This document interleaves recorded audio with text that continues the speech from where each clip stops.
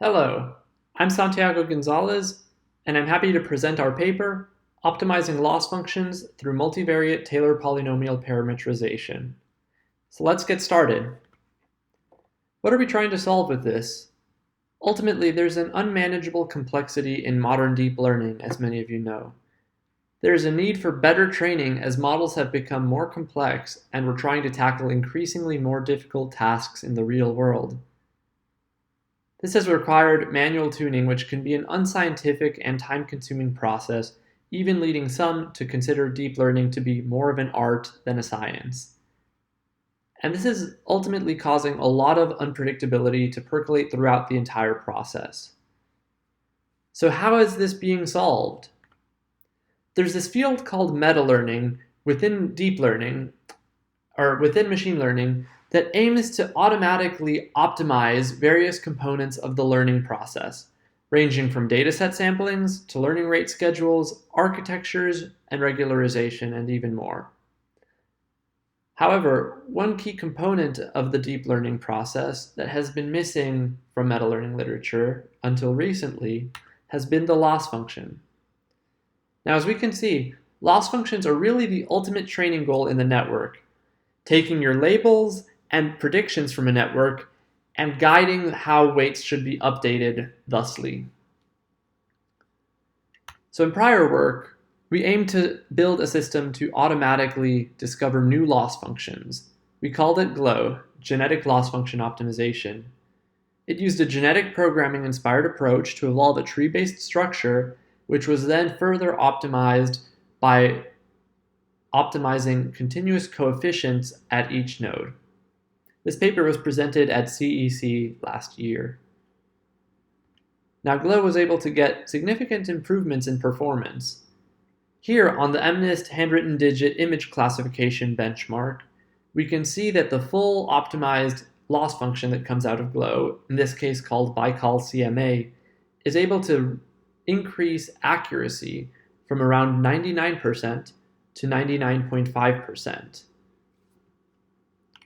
And it does this by both training and learning a lot faster at the beginning of the process and maintaining a high level of accuracy as training progresses. However, GLO has some concerns around scalability. Primarily, structure and coefficients are not necessarily mutually optimal since they happen in two separate phases. Most functions in this space are also not valid loss functions.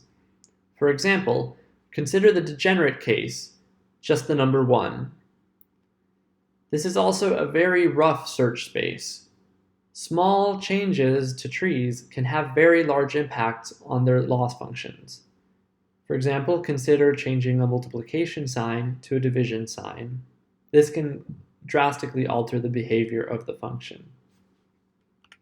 So how can we do better?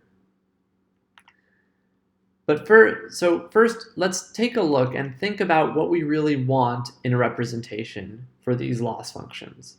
We were previously using trees, but we see that those aren't very smooth. So we want a nice, locally smooth search space, such as a continuous function with points in the Hilbert space.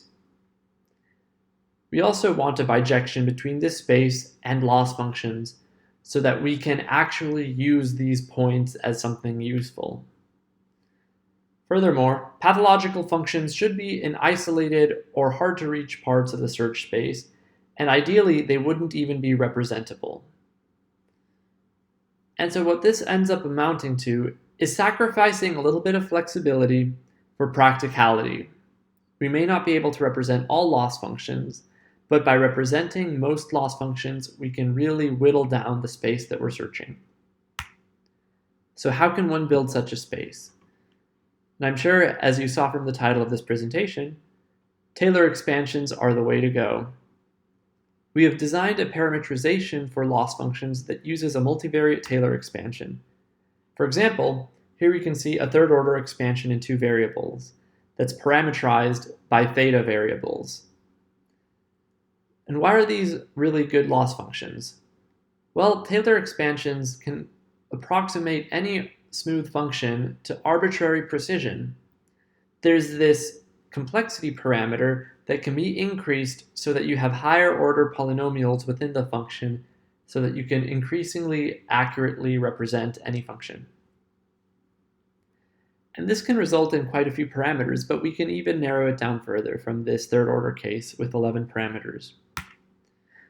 We can see that with a simple dimensionality reduction with a neat trick, we're able to get down to 8 parameters. So ultimately we have 8 parameters that we need to optimize, and that's our loss function. So to do this, we introduce this new technique called TaylorGLO. By starting with an initial solution vector of 8 zeros, so that we're not biasing the search, we can apply CMA-ES. CMA-ES, or Covariance Matrix Adaptation Evolutionary Strategy, is a really nice black box optimizer that can handle this type of problem well, where we don't need gradients. So to start, iteratively, we can sample candidates from the distribution that's represented within CMA-ES.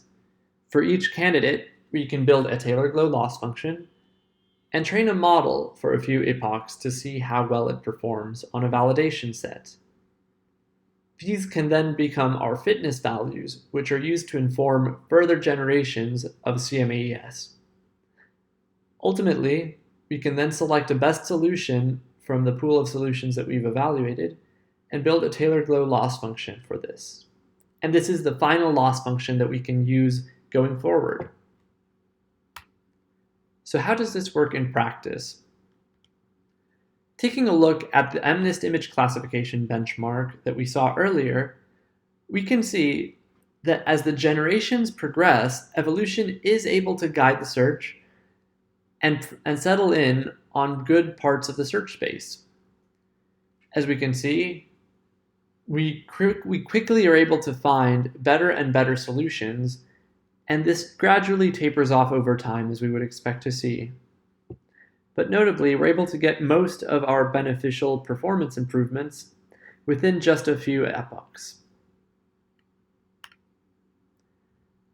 And ultimately, when we look at the loss functions that come out of this system, we see that the red line here, a TaylorGLO loss function of third order, we're able to even outperform those loss functions discovered by GLO, even though we have a more restricted search space. And this becomes even more encouraging when we take a look at the number of evaluations we have to do. While GLO had to evaluate over 10,000 different candidates to come up with BICAL CMA, TaylorGLO needed an order of magnitude fewer. And this performance benefit allows us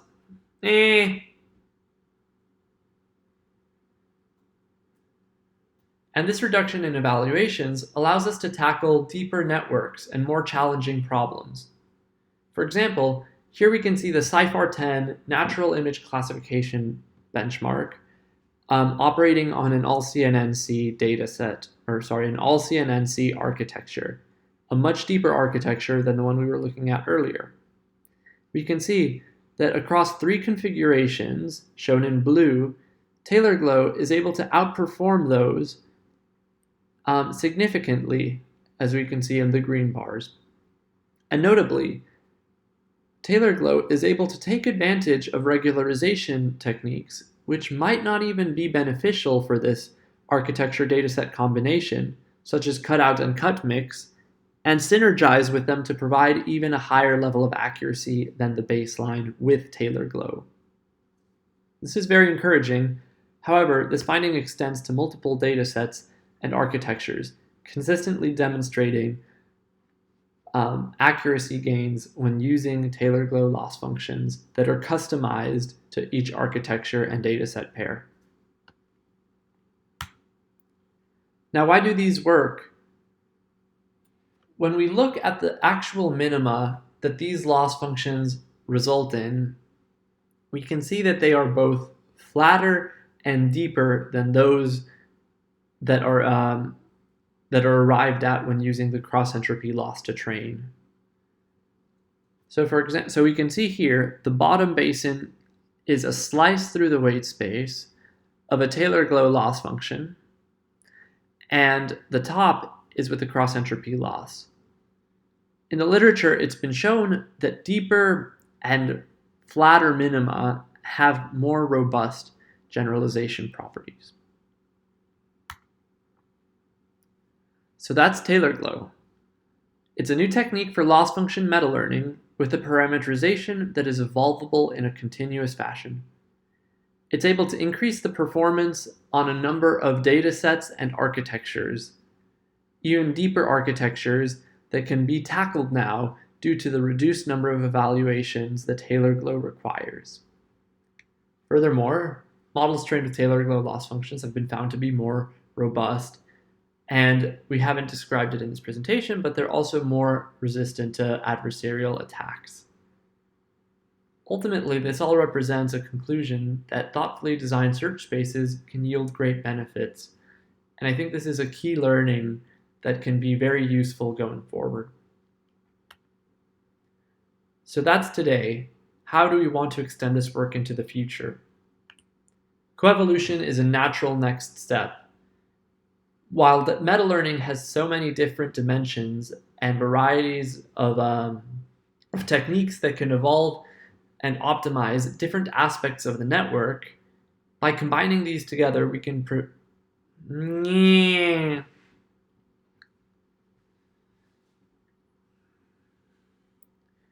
with coevolution.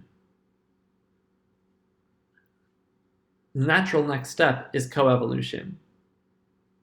While metalearning is able to operate on multiple different aspects of the training process, by combining more and more pieces together, we can jointly evolve more optimized combinations of these techniques. For example, we might combine neural architecture search along with loss function optimization. This can result in architectures and loss functions that are mutually beneficial and may not have been discovered otherwise. Ultimately, this all represents a paving stone on the way towards AutoML, where we can take a data set and in an automated manner without human intervention, result in a trained model by coming up with the architecture, training dynamics, data augmentations, and more that can result in very well-performing models. So that's our presentation. Thank you so much for your time.